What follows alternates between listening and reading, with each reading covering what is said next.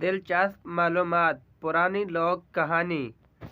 एक फ़कीर था, वह अपनी झोंपड़ी में रहा करता था। इसने एक मीना पाल के पिंजरे में बंद करके अपनी झोंपड़ी में लटका रखी थी।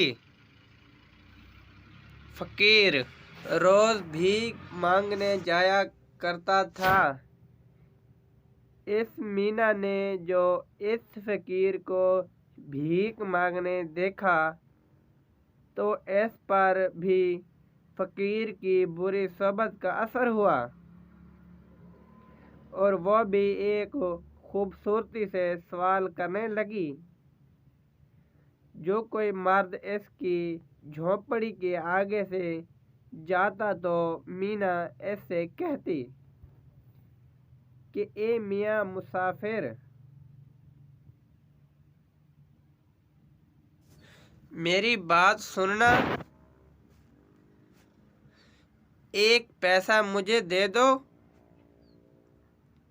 मैं बड़ी अच्छी बात तुम्हें सुनाऊंगी। जब वो आदमी इसको पैसा दे देता तो वो पैसा तो चूंज में दबा लेती और कहती, डाल गलक में।